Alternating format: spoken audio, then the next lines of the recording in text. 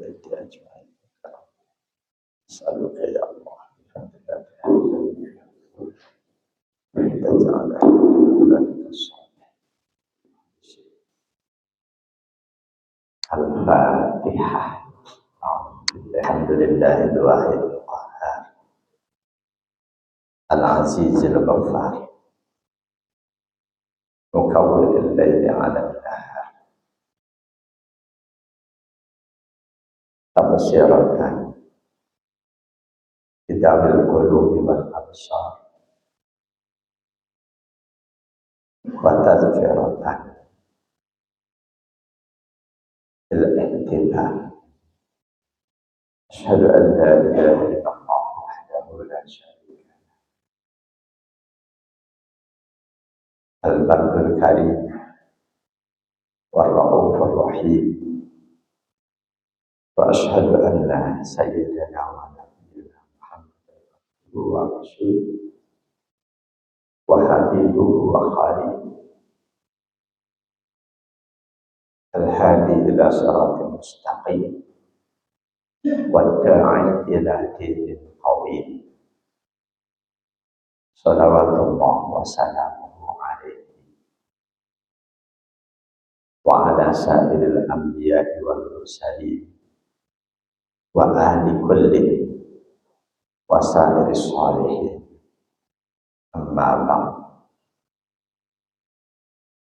قال المصنف رحمه الله تعالى: وأدام النفع به وبعلومه في الدارين. قال النبي صلى الله عليه وسلم: اللهم هذا الدعاء وعليك الإجابة وهذا الجهد وعليك التكلان. Masih kita kaji doa Nabi riwayat Imam At-Tirmidzi dengan status hasan yang oleh Imam Al-Ghazali dalam kitab Hidayatul Hidayah disarankan untuk jika kita memilih berdoa untuk kita panjatkan di antara setelah salat sunnah subuh sebelum iqamah. Allahumma hadha du'a wa 'alaikal ijabah.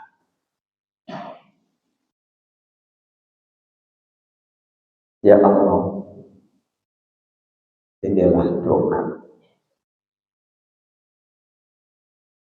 Imam Syekh Nawawi menerjemahkan kalimat ini dengan ma'an kanana minhu qad ataina. Ya Allah, inilah doa yang aku sanggup panjatkan. Inilah doa yang aku mampu laksanakan. Wa alaikal ijabah. Fadlan minka, dan selanjutnya engkaulah ya Allah yang berhak untuk mengabulkan. Enggak boleh diartikan ya Allah ini doa yang kupanjatkan dengan sebaik-baiknya dan engkau wajib mengabulkannya. Enggak boleh.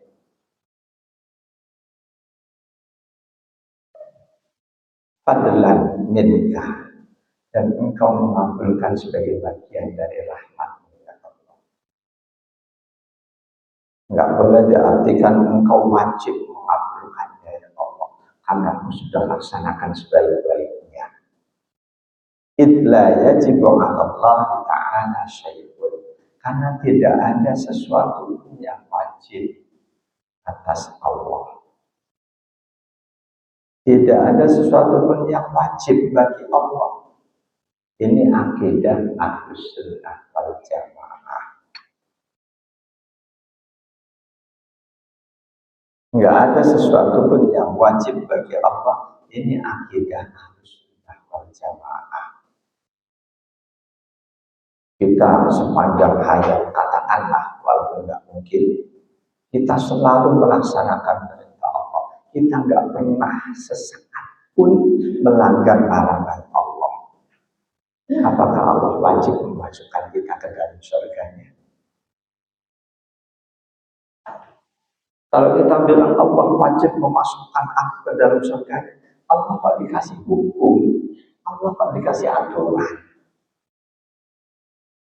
Allah penguasa mutlak.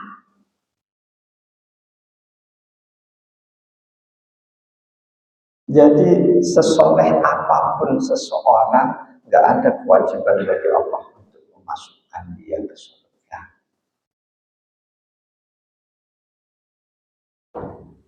Sebagaimana sedahsyat apapun durhakanya seseorang, nggak ada kewajiban bagi Allah untuk memasukkannya ke neraka.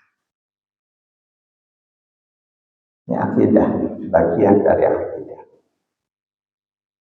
Jangan sampai ketika kita sudah yakin selalu berbuat baik, pasti Allah akan memberikan sesuai yang aku inginkan. Nggak boleh berarti kita mengendalikan Allah. Kita menginginkan Allah sesuai dengan keinginan kita. Itu tidak beradab dalam akidah.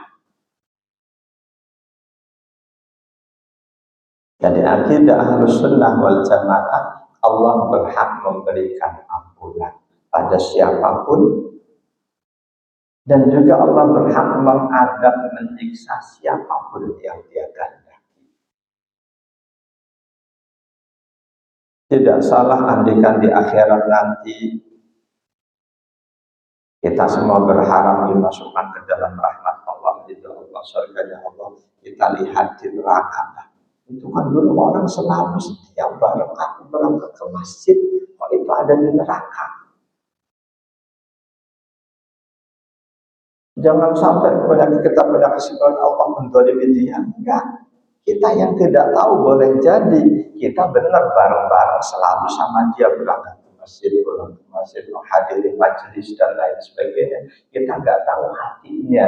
Boleh jadi dia berangkat itu dalam hatinya terselip keinginan untuk mendapatkan sanjungan, mendapatkan nama baik.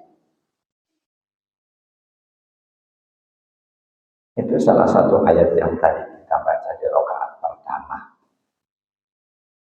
Man kana yuridul hayata dunya wa zinataha nuwaffi ilaihim a'malahum fiha wa hum fiha la yubkhasun. Ayat berikutnya ini yang kalau kita hayati, kita akan sangat khawatir. Siapa saja yang melaksanakan perintah Allah, menghendaki balasan duniawi dari makhluk Allah, pengen sanjungan, pengen nama baiknya makin terkenal. Allah janjikan nuwaffi ilaihim a'malahum fiha, hamba akan sempurnakan keinginan dia itu, dia akan dapat sanjungan itu. Wa hum fiha la yubkhasun, dia di dunia itu tidak akan didolimi oleh Allah. Keinginan dia pengen terkenal, pengen disanjung, Allah akan berikan. Tapi ulaika alladziina laisa lahum fil akhirati illa an-nar. Mereka itulah orang-orang yang tidak ada buat mereka di akhirat nanti selain neraka. Rajin sholat kok neraka? Ini ayatnya. Boleh jadi dia menyimpan keinginan duniawi, ingin dikenal sebagai orang soleh. Apalagi misal dia sedang mengincar anaknya kiai, dia harus tampil sebagai orang soleh. Alhamdulillah. Jadi walaupun rajin ibadah kok nantinya ke neraka, kemungkinan ini kita nggak tahu hati seseorang.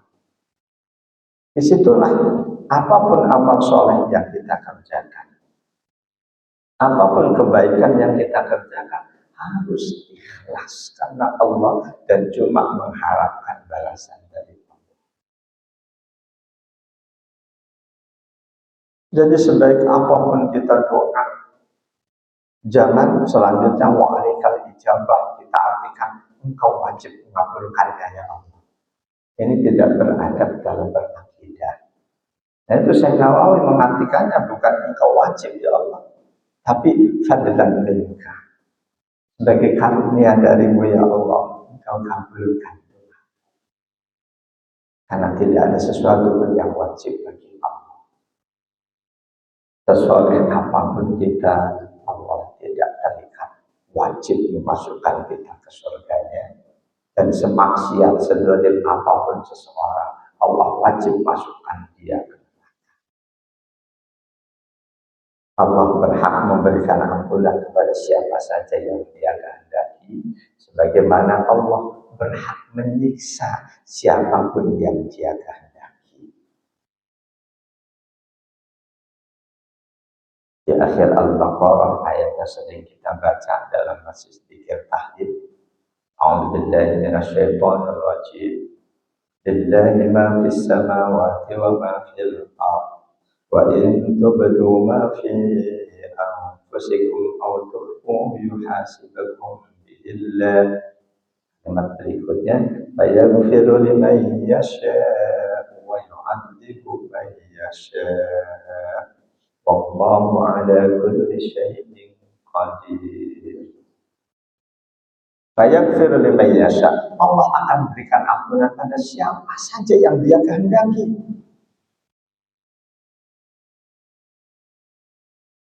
Allah berhak, Allah akan berikan ampunan pada siapa saja yang dia kehendaki, dan Allah akan menyiksa siapa saja yang dia kehendaki. Orang soleh Allah siksa. Rasionalnya seperti tadi, boleh jadi dia soleh, dia laksanakan perintah Allah, tapi ternyata dia sekutukan Allah dalam niatnya, dia syirik dalam ibadah. Jadi kita melaksanakan perintah Allah, tapi kok dalam hati terselip keinginan kita dapat balasan dari hamba Allah, dari manusia, sanjungan, pujian, dan lain sebagainya, itu na'udzubillah. Ibadah kita akan dibuang oleh Allah, kita justru dapat dosa. Beribadah kok justru dapat dosa, neraka. Itu diantaranya ketika ibadah dilaksanakan dengan tidak ikhlas. Terselip harapan balasan tidak cuma dari Allah, tapi juga dari selain Allah. Yang harus kita khawatirkan, sekali kita tidak ikhlas, amal kita yang lain bisa-bisa oleh Allah abaikan. Walaupun yang paling kita harapkan, yang tidak ikhlas itu yang akan diabaikan oleh Allah. Ketika ada di antara sepanjang hayat kita, ada amal kita yang ikhlas, insya Allah itu Allah akan berikan balasan tidak terbatas. Jadi Al-Baqarah 284 menegaskan, fayaghfiru liman yasha' wa yu'adzibu man yasha'. Allah akan berikan ampunan pada siapa saja yang dia kehendaki, dan Allah akan siksa siapa saja yang dia kehendaki. Allah Maha Kuasa atas semua itu. Jamaah dan Allah ayyakum ajma'in. Dalam hadis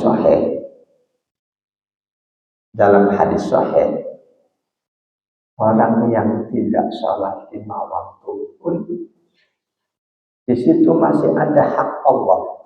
Jika Allah mau, dia yang mengabaikan sholatnya, Allah masukkan neraka. Jika Allah mau, dia akan dimasukkan ke surga. Jangan kita pastikan siapapun yang nggak sholat pasti neraka. Bukan kita yang memastikan, yang menentukan seseorang mau masuk ke surga atau neraka. Semuanya hak Allah.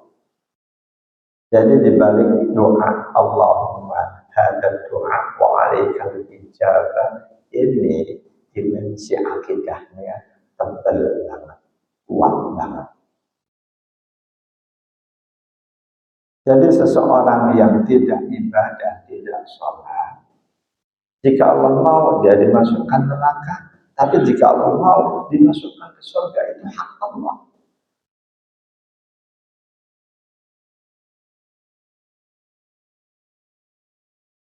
Hadisnya an rajulin min Bani Kinanah yuqalu lahu al-Muhdaji. Dari seseorang, tidak disebutkan namanya, yang pasti dia kabilah Bani Kinanah. Lebih dikenal dengan panggilan al-Muhdaji. Qala, beliau berkata, kana bisyam ya rajulun yuqalu lahu Abu Muhammad. Waktu itu di Syam ada seseorang yang dikenal sebagai ulama, namanya Abu Muhammad. Kalau Abu Muhammad ini berkata, al-witru wajibun, salat witir itu hukumnya wajib. Seorang ulama di Syam menyampaikan statement, salat witir hukumnya wajib, dan itu bikin heboh. Kata al-Muhdaji, faruhtu ila Ubadah bin Samit. Kata al-Muhdaji, mendengar itu ulama bisa kok ngomong seperti itu, aku buru-buru mendatangi seorang sahabat Nabi, Ubadah bin As-Samit. Aku sampaikan kepada beliau, inna Aba Muhammadin yas'umu annal witra wajibun. Di Syam ada seorang ulama panggilannya Abu Muhammad yang menyampaikan bahwa salat witir itu wajib.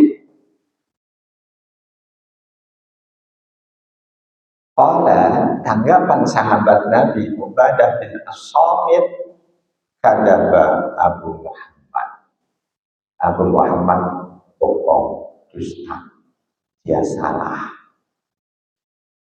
Sampai itu Rasulullah sallallahu alaihi wasallam yaqul, kata sahabat Ubadah bin As-Samit, Abu Muhammad salah kalau dia bilang salat witir itu wajib. Karena aku mendengar langsung Rasulullah sallallahu alaihi wasallam bersabda, khamsus shalawatin katabahunallahu 'alal ibad. Cuma ada 5 waktu yang diwajibkan oleh Allah atas hamba-hambanya.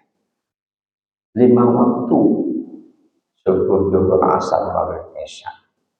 Man ata bihinna, siapa saja muslim yang mengerjakan 5 waktunya, lam yudayyi minhunna syai'an, tidak ada yang dia abaikan. Ja'a walahu ahdun indallahi ayyidkhilahul jannah. Maka ketika dia mati, dia menghadap Allah, dia sudah mendapat janji Allah untuk dimasukkan ke dalam surga. 5 waktu tidak ada yang dia abaikan. Orang seperti ini ketika dia mati, berarti dia sudah mendapatkan tiket dari Allah untuk dimasukkan ke dalam surga. Wa man dayya'ahunna, sebaliknya muslim yang mengabaikan 5 waktunya istighfafan, karena menganggap remeh. Salat wajib dia anggap remeh. Ada hal lain yang lebih penting. Diawali menganggap remeh, ada di antara 5 waktu yang dia abaikan.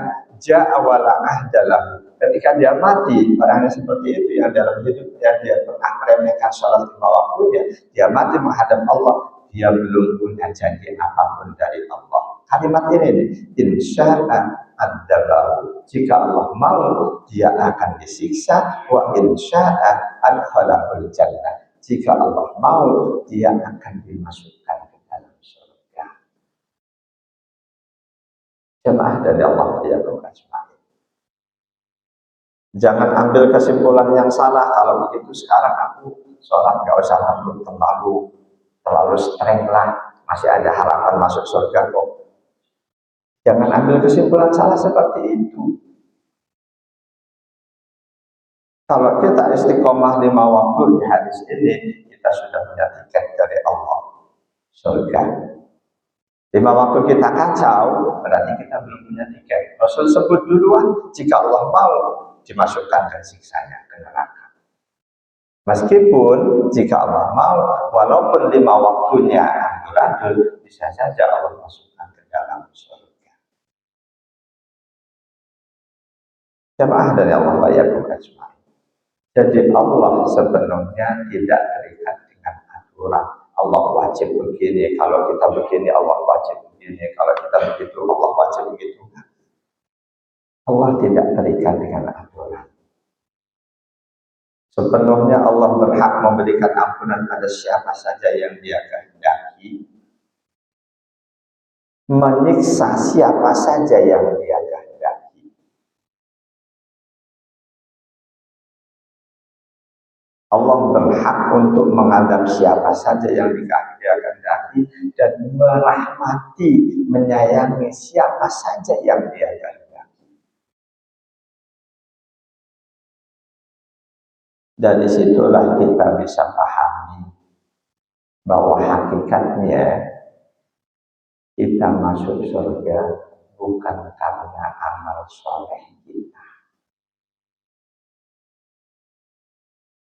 Hakikatnya kita masuk surga bukan karena amal soleh kita. Bahkan ini berlaku tidak cuma buat kita, buat Rasulullah pun iya. Rasulullah masuk surga bukan karena amal soleh beliau, tapi karena rahmat Allah, karena kasih sayang Allah. Hadisnya Al-Bukhari Muslim. An Abi Hurairah radhiyallahu anhu qala. Dari sahabat Abu Hurairah radhiyallahu anhu, beliau berkata,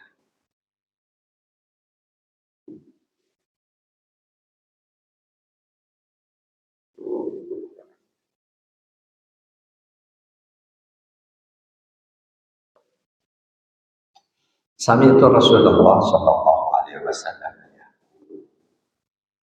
Aku mendengar Rasulullah sallallahu alaihi wasallam bersabda, la yudkhila ahadan amalul jannah. Tidak akan seorang pun masuk surga karena amalnya.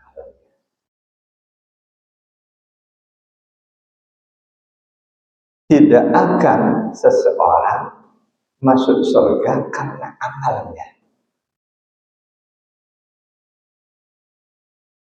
Kalau ketika Rasul sampaikan ini, para sahabat menyelah. Mereka berkata, wala anta ya Rasulullah, termasuk engkau sendiri wahai Rasul. Termasuk engkau sendiri wahai Rasul, masuk surga bukan karena amalmu. Jawaban Nabi, la wala ana, iya termasuk aku.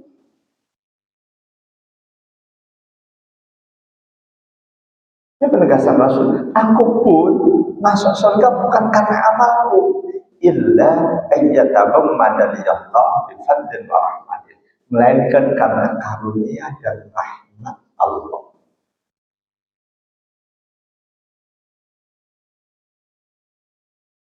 Walaupun kita masuk surga bukan karena amal kita, melainkan karena karunia dan rahmat Allah,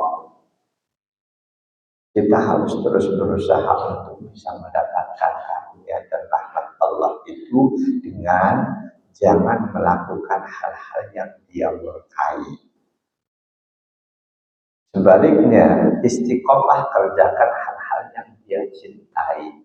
Dan Allah sudah beritahukan melalui kitab sucinya, melalui Rasulnya, apa saja yang Dia cintai, apa saja yang Dia murkai. Itu lanjutan hadis Nabi, fasaddidu, kalian semua istiqomahlah melaksanakan perintah Allah, jangan memaksa-maksakan diri. Sesuatu yang dipaksakan tidak akan bisa istiqomah.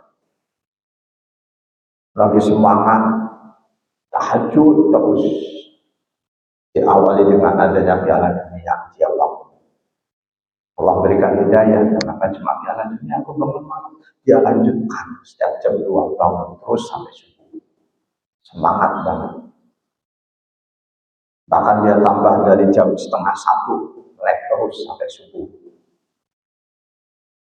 Dan itu buat dia termasuk memaksakan diri, yakin tidak akan bisa istiqomah. Fasaddidu, kalian semua sedang-sedang sajalah dalam mengerjakan kebaikan. Jangan maksain diri. Wa qaribu, berusaha untuk selalu mendekatkan diri pada Allah. Wala yatamanna yanna ahadukumul maut, dan jangan pernah berharap-harap pengen segera mati. Imma muhsinan fala'allahu ayyazdada khairan. Jika dia sudah menjadi hamba yang baik, dengan panjang umur dia bisa menambahkan kebaikannya. Sebaliknya, wa imma musian, dia jika saat itu dia banyak dosa, Allah kasih panjang umur, fala'allahu ayyazdada. Bisa jadi itu kesempatan untuk dia bertaubat. Inti di hadis ini bahwa tidak seorang pun masuk surga karena amalnya. Tidak pula Rasulullah SAW, melainkan karena karunia dan kasih sayang Allah. Dalam syarah hadisnya, boleh jadi tanda-tanda seseorang yang mendapatkan karunia dan rahmat Allah, dia gerakkan hatinya. Hatinya digerakkan oleh Allah untuk istiqomah melaksanakan perintah-perintah Allah, menjauhi larangan Allah. Itu tanda seseorang yang dapat karunia dan rahmat Allah. Siapapun yang mendapatkan karunia dan rahmat Allah selama hidupnya sampai mati, insya Allah setelah mati pun dia akan tetap mendapatkan karunia dan rahmat Allah, alias nikmat Allah di kubur, nikmat Allah di akhirat. Dengan penegasan Rasul ini, tidak salah kalau orang yang kayaknya dulu nggak pernah ibadah, kok sekarang masuk surga. Allah yang Maha tahu. Rasul sudah banyak mengisahkan seseorang yang dosanya nggak ketulungan, banyak banget. Suatu saat dia insaf, dia taubat, sekedar taubat tok, langsung Allah memberikan surga. Boleh jadi dia banyak maksiat, dia taubat di akhir hayatnya, benar-benar keyakinan syirik semakin dia sadari, dia bersihkan hatinya, tawakalnya mantap kepada Allah, mati. Boleh jadi dia langsung surga. Sebaliknya, selama hidupnya dia taat banget melaksanakan, tapi keyakinan syirik tetap ada dan bahkan sampai mati nggak bersih dari hatinya. Dia tetap menyimpan keyakinan bahwa rezeki itu nggak cuma Allah yang ngasih, bahwa yang bisa ngasih kesehatan nggak cuma Allah, dokter Anu pun bisa ngasih kesehatan. Itu keyakinan syirik. Seseorang mati dengan ada keyakinan syirik dalam hatinya, sahabat-sahabat Nabi berkesimpulan dia tidak akan masuk surga. Jamaah dan Allah wa iyyakum ajmain. Dari akidah Ahlus Sunnah wal Jamaah, Allah tidak ada kewajiban mengabulkan doa kita sebaik apapun kita berdoa. Allah tidak kewajiban, tidak wajib memasukkan orang soleh ke dalam surga. Allah tidak wajib memasukkan orang-orang yang maksiat ke neraka. Allah tidak terikat dengan kewajiban apapun. Namun yang harus tetap menjadikan kita semangat melaksanakan perintah Allah, menjauhi segala larangannya, Allah sudah menjanjikan kepada kita. Allah sudah menjanjikan kepada kita melalui kalamnya bahwa siapapun hambanya yang beriman, beramal soleh akan dimasukkan ke dalam surga. Ketika kita melaksanakan amal soleh kita ingat janji Allah ini.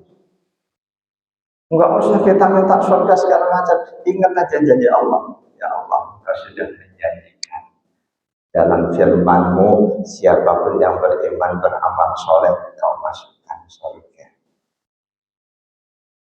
Begitu juga dengan doa, Allah sudah menjanjikan siapapun hamba yang berdoa, Allah akan ijabah.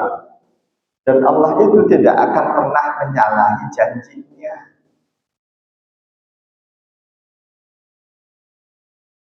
Saya kadang ketika mau berdoa ingat semuanya sudah ditentukan oleh Allah sebelum seseorang lahir.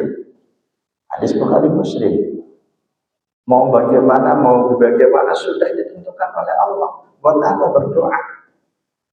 Tapi selanjutnya ingat lagi, doa itu perintah Allah. Ya sudah. Kadang kalau saya berdoa, motivasi saya karena ini perintah Allah. Saya jalankan perintah ya Allah sebaik-baiknya. Dan dalam hati saya nggak ada keinginan doa ini akan merubah takdir. Bagaimana merubah kalau kita belum tahu?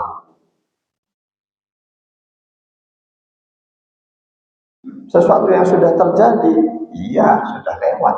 Yang belum terjadi kita nggak tahu bagaimana kita mau merubah. Aku mau merubah takdirku supaya lebih baik. Memang kamu tahu besok kamu takdirnya gimana? Oh, takdirku besok aku miskin. Tahu dari mana? Jadi kalimat merubah takdir sebetulnya itu orang pas. Merubah untuk sesuatu yang kita sama sekali belum tahu bagaimana kita mau merubah. Takdir seseorang dari lahir sampai mati enggak linear, enggak sama lurus sejalan terus, boleh jadi takdir rezekinya naik turun.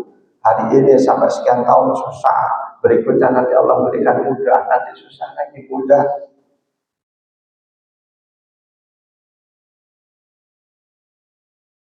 Jadi Allah sudah menjanjikan siapapun hambanya yang beriman beramal soleh Allah akan masukkan surga. Siapapun hambanya yang berdoa akan diijabah, dan janji Allah tidak akan disalahi. Banyak ayat Quran mengenai janji Allah itu. Di antaranya An-Nisa 124. A'udzubillahi minasyaitonir rajim. Wa may ya'mal minas solihati min dzakarin aw unsa wa huwa mu'minun fa ulaika yadkhuluna al-jannah wa la yuzlamuna fatila. Siapa saja mengerjakan amal soleh baik laki-laki ataupun wanita dan dia beriman pada Allah, mereka itulah yang akan masuk surga. Janji Allah. Terus kenapa ada orang kita kenal selama hidupnya rajin ibadah kok ternyata dia masuk neraka? Hati itu amal solehnya. Setiap amal soleh yang Allah jadikan surga, enggak sekedar amal soleh, ada syaratnya. Syaratnya itu ikhlas dalam niatnya, mengikuti contoh pelaksanaan yang sudah diajarkan oleh Rasulullah SAW. Orang yang berdoa Allah janjikan, Allah berikan jaminan untuk diijabah. Surah Ghafir ayat 60. A'udzubillahi minasyaitonir rajim. Wa qala rabbukum ud'uni astajib lakum.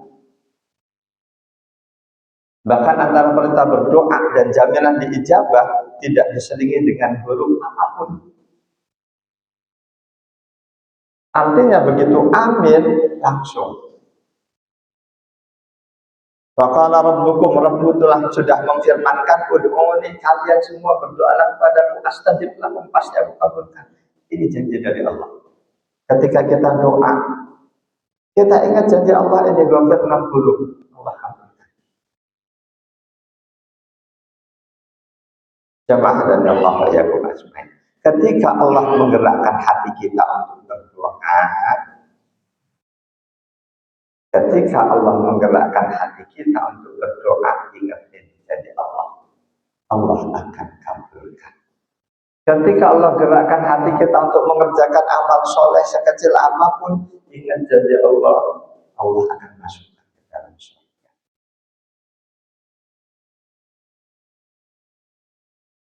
Hal lain yang harus kita ketahui, wajib kita sadari adalah ketika kita mengerjakan amal soleh, ketika kita berdoa, memanjatkan doa kepada Allah,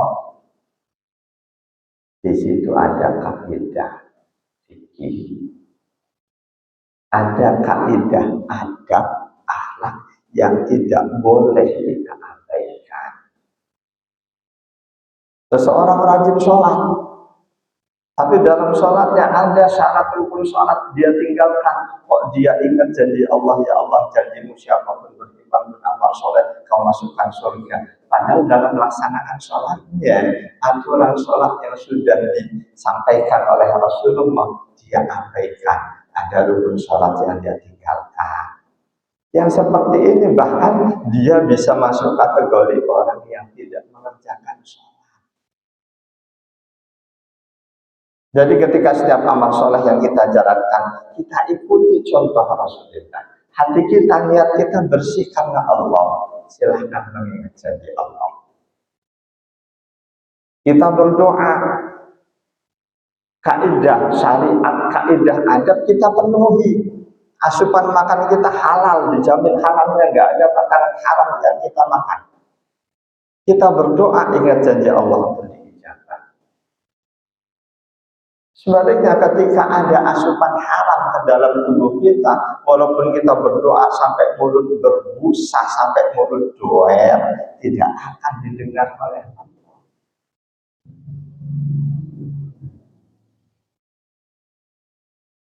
Jamaah dari Allah yang mengajukan.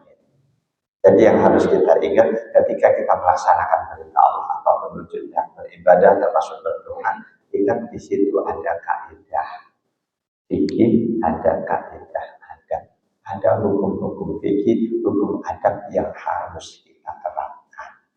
Ketika dalam pelaksanaannya kita mengabaikan ketentuan fikih, ketentuan adab dalam ibadah, maka sia-sialah ibadah. Janji Allah, dan Allah tidak akan menyalahi janjinya, pasti. Ini yang harus tetap menjadikan kita semangat beribadah, semangat berdoa, semangat berikhtiar. Karena Allah menjanjikan.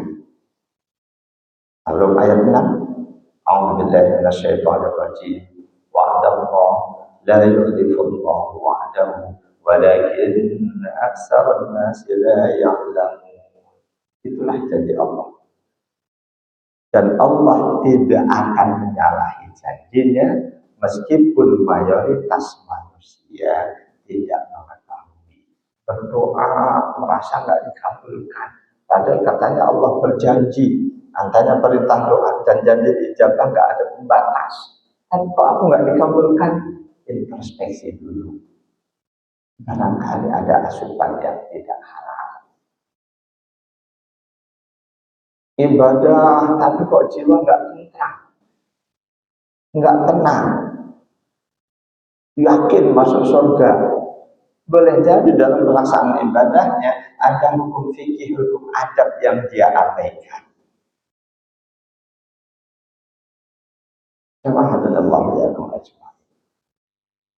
Berkali-kali Allah sampaikan, Allah tidak akan menyalahi janjinya. Tentu ketika apa yang Allah janjikan itu kita laksanakan sebaik-baiknya. Demikian juga orang kafir. Kita bilang orang kafir pasti masuk neraka karena itu ancaman Allah. Itu yang berulang kali disampaikan oleh Allah. Bukan berarti kita pahami masuk surga atau neraka sepenuhnya hak Allah. Kita nggak tahu. Orang kafir pun kalau Allah mau masukkan surga pasti masuk surga. Kesimpulan itu akan tabrakan dengan banyak ayat Quran, di mana Allah menegaskan di ayat-ayat itu mereka yang kafir sampai mati tidak akan masuk surga.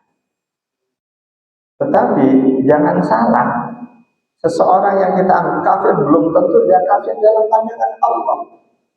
Sebaliknya seseorang yang kita anggap sebagai muslim belum tentu dia muslim dalam pandangan Allah. Karena itu berkaitan dengan hati. Seseorang yang kita nggak pernah lihat dia sholat, belum tentu dia kafir. Hadis tadi, hadis sahih. Jamaah dan Allah yang ajma'in.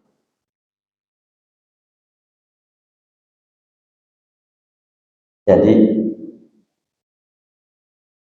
doa Rasul, ungkapan di hadis tadi, Allahumma hadza du'a wa 'alaikal ijabah. Ya Allah, inilah doa yang aku panjatkan. Sepenuhnya hakmu ya Allah untuk mengabulkannya. Dan aku yakin karunia-Mu, rahmat-Mu Engkau akan berikan ya Allah. Wa 'alaikal tukran, wa hadzal jahdu, inilah ya Allah kemampuanku dalam melaksanakan perintah. Wa alaika tawakkaltu, dan cuma kepadamu aku bersandar, berserah diri. Wallahu a'lam bishawab. Silahkan.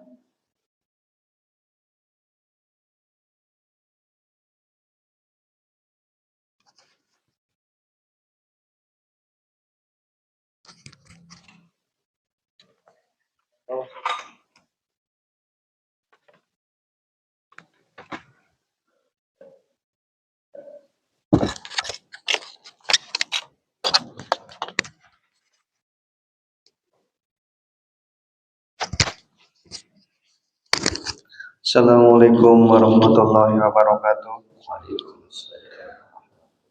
Ustadz, pertanyaan yang pertama Ustadz, apa yang dimaksud dengan sifat Allah rububiyah dan uluhiyah Ustadz? Sifat Apa yang dimaksud sifat Allah rububiyah dan uluhiyah, dan apa hubungannya dengan sesama dengan makhluknya? ya, rububiyah, uluhiyah. Ini salah satu ajaran akidah yang dipopulerkan belakangan. Tambahannya nanti tauhid al-asma wa sifat. Allah punya hak ketuhanan. Allah punya hak ketuhanan. Allah sebagai Tuhan punya sifat ini mutlak. Ada tauhidul asma wa sifat. Asma Allah, sifat-sifat Allah bersifat esa. Allah sebagai Tuhan, sebagai ilah, sebagai Tuhan kita, Rob kita, itu mutlak, tunggal. Sifat Allah diantaranya Allah Maha. Wajib kita tauhidkan bahwa cuma Allah yang menyembuhkan. Allah satu-satunya Ar-Razzaq yang memberi rezeki. Wajib kita tauhidkan, wajib kita esakan bahwa cuma Allah yang ngasih rezeki. Semua yang lain cuma wasilah, sababiyah. Allah ngasih rezeki pada siapapun dan Allah tidak terikat dia melakukan sababiyah atau tidak. Kalau Allah mau kasih rezeki seseorang yang tidur, pasti itu yang terjadi. Tidur nggak kemana-mana. Allah mau kasih rezeki pasti. Jangan, nggak mungkin Allah kasih kamu rezeki kalau kamu nggak kerja. Berarti kita syirik kaitannya dengan tauhid uluhiyahnya Allah, tauhid rububiyahnya Allah. Kalau Allah yang maha mengatur, memberikan, mencukupi hamba-hambanya, Rabbul Alamin, makna luasnya itu seperti itu. Jadi kita wajib mengesahkan Allah sebagai Rabb kita, sebagai Tuhan kita. Itu tauhid rububiyah, tauhid uluhiyah, singkatnya seperti itu. Nah, kita manusia sepenuhnya Allah sudah berikan jaminan, Allah akan berikan rezeki sekedar untuk hidup buat siapapun manusia, bahkan walaupun manusia itu mengingkari Allah. Wa min dabbatin illa 'ala Allahi rizquha. Itu ayatnya.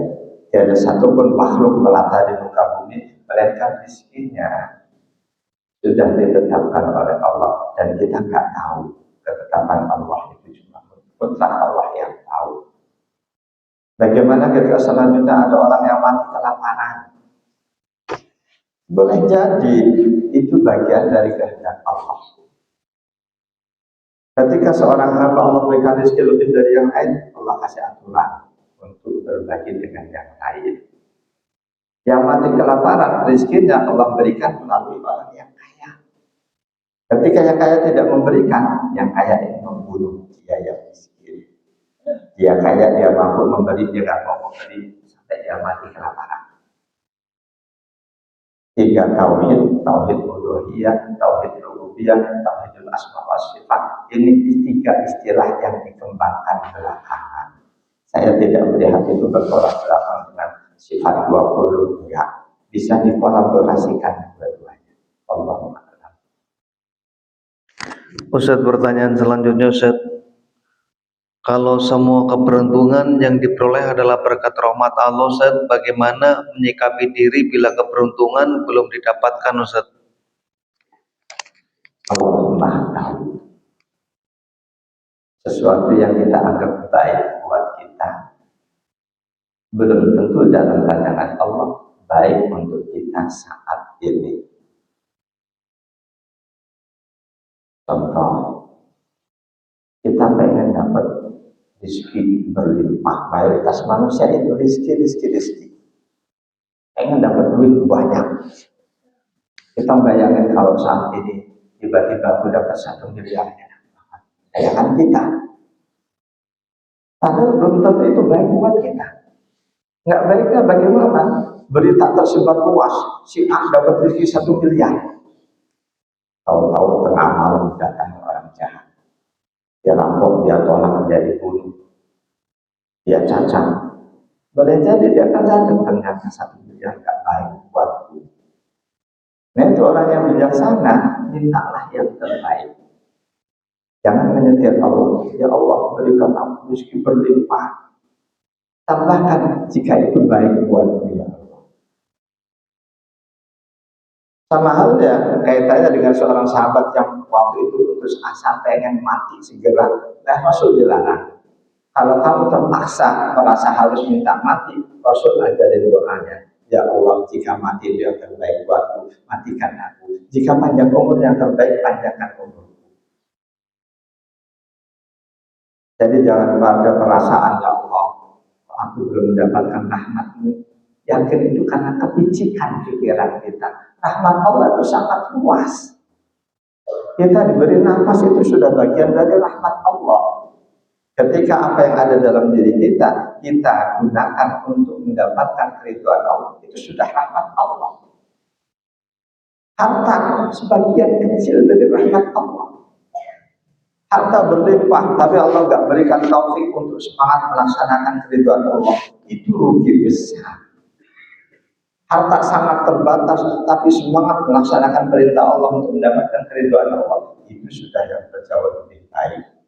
Jangan dikira Rasulullah hartanya berlimpah. Mayoritas sahabat Nabi hidupnya susah. 1-2 yang Allah berikan kemudahan itu. Sahabat Abu Bakar As-Siddiq termasuk di antara sahabat Nabi yang Allah berikan rezeki berlimpah. Tapi beliau dengan rezekinya itu selalu menyantuni saudara sepupunya yang sebaliknya Allah kasih rezeki sangat sempit, mistok di usasa. Jadi kemiskinan, kesempitan harta itu bukan aib selama kita tetap dekat dengan Allah. Berlimpah harta kok jauh dari Allah, ini aib. Baru contohnya Allah. Ustaz, pertanyaan selanjutnya, Ustaz. Bila ada suatu keluarga atau seseorang hidupnya masih kasak kusuk, Ustaz, pinjam sana, pinjam sini, apa boleh kita mengatakan orang tersebut belum melakukan kewajiban seorang muslim, Ustaz, seperti sholat, puasa, zakat, dan amal-amal yang diperintahkan oleh Allah? Jangan katakan seperti itu. Sekali lagi, baru saya tadi sampaikan, sahabat Nabi banyak yang hidupnya susah.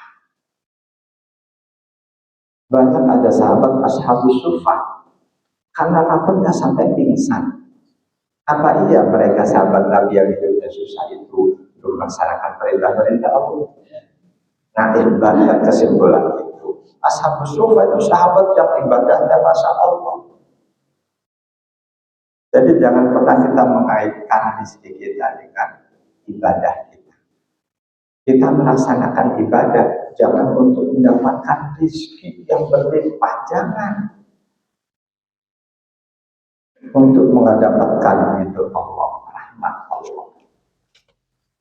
Pasrahkan sepenuhnya pada Allah Ta'ala yang Maha tahu apa yang terbaik buat kita. Rezeki berlimpah, rezeki sedang atau rezeki terbatas, Allah yang paling tahu. Ini makna tawakal kepada Allah. Kita berserah diri sepenuhnya pada Allah. Jalankan semua yang Allah perintahkan, jauhi apa yang Allah larang, ya sudah. Selanjutnya pasrah pada Allah. Kalau rezeki kita nggak mudah, Untuk makan kita harus berusaha ke sana kemari. Husnudzon kepada Allah. Allahu a'lam. Ustaz, lebih baik mana Ustaz? Sodako banyak tapi kurang ikhlas, dengan sodako sedikit tapi ikhlas. Buat yang dikasih sodako lebih baik yang pertama. Sodako banyak, ikhlas gak ikhlas, urusan kamu, yang penting aku dapat sedekah. Ini buat yang disedekahkan, karena seperti itu. Buat masing-masing kita, yang terbaik sodako banyak, ikhlas. Itu yang terbaik. Jadi ikhlas gak ikhlas itu bukan perbandingan, mutlak ikhlas itu nomor satu. Ketika kita belum bisa ikhlas dengan sedekah banyak, belajarlah dari yang sedikit. Sedikit aja belum bisa ikhlas aja kita nggak melakukan, kapan akan bisa ikhlas? Ikhlas itu bisa jadi Allah anugerahkan secara bertahap, dengan cara belajar. Semula masih ada ini, semakin kita ngerti ilmunya, kita pelan-pelan bisa lebih baik. Apalagi setelah kita mencoba bisa untuk ikhlas sedikit, ternyata Allah menjadikan siapapun yang ikhlas Allah akan lipat gandakan. Dan janji Allah itu kita buktikan, kita akan semakin mantap ikhlas pada Allah. Jadi di tahap yang paling sedikit, minimal, walaupun belum ikhlas, tetap kerjakan kebaikan itu seraya berusaha untuk ikhlas. Insya Allah Allah tidak kecewakan kita. Allah.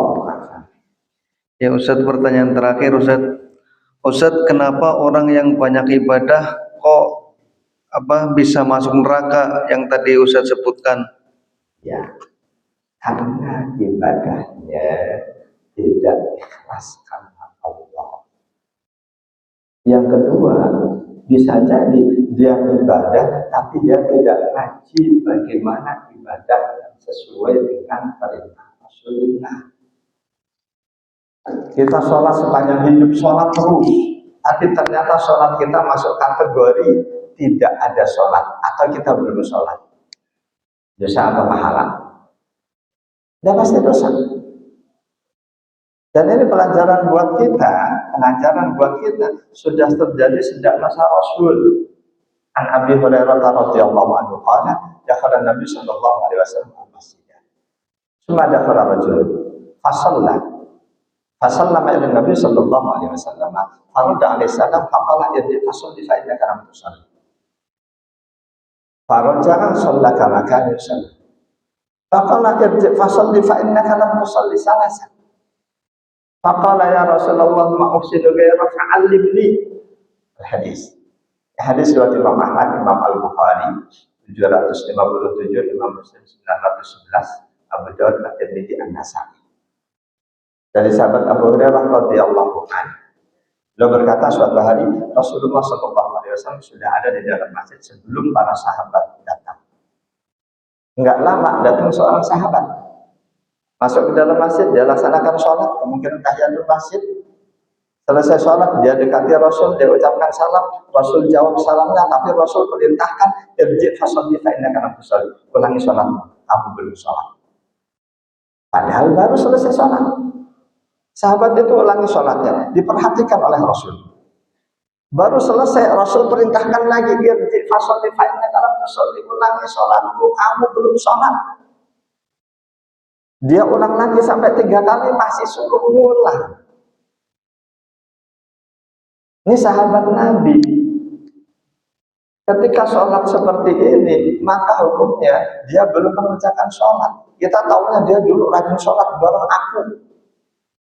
Yang seperti ini boleh jadi dia akan masuk dalam siksaan Allah. Jadi kenapa orang rajin melaksanakan ibadah kok masih tetap ada kemungkinan masuk neraka? Pertama, karena niatnya tidak ikhlas. Yang kedua, pelaksanaannya tidak mencontoh apa yang diajarkan oleh Rasulullah SAW. Karena itu kelas-kelas fikih wajib kita ikuti, kelas akidah wajib kita ikuti, kelas akhlak, tauhid, tasawuf wajib juga kita ikuti. 3 ilmu inilah yang fardu ain untuk dipelajari. ilmu akidah, ilmu syariah, dan ilmu akhlak. Karena itu, mumpung kita masih punya kesempatan, kita masih hidup, semua yang kita kerjakan pertama, ikhlaskan karena Allah, jangan karena yang lain. Yang kedua, perbaikilah semua ibadah kita dengan menghadiri kelas-kelas kajian akidah, fikih, dan akhlak. Wallahu a'lam bishawab. Subhanakallahumma wa bihamdika asyhadu an la ilaha illa anta astaghfiruka wa atubu ilaik. A'udzu billahi minasyaitonir rajim. Bismillahirrahmanirrahim. Alhamdulillahirabbil alamin. Allahumma shalli wa sallim ala sayyidina Muhammad wa ala alihi wa sahbihi ajma'in. Allahumma alhimna ilman nafqahu bihi awamiraka wa nawahiyaka warzuqna fahman na'rifu bihi kaifa najika ya arhamar rahimin. Allahumma arzuqna fahman nabiyyin wa hifdzal mursalin wa ilhamal malaikatil muqarrabin bi rahmatika ya arhamar rahimin. Allahumma inna na'udzubika min 'ilmin la yanfa' wa qalbin la yakhsha wa nafsin la tasba' wa du'a'in la yusma'. Rabbana atina fid dunya hasanah wa fil akhirati hasanah wa qina adzabannar. Alhamdulillahi rabbil alamin. Wal 'afwa minkum. Wassalamu alaikum warahmatullahi wabarakatuh.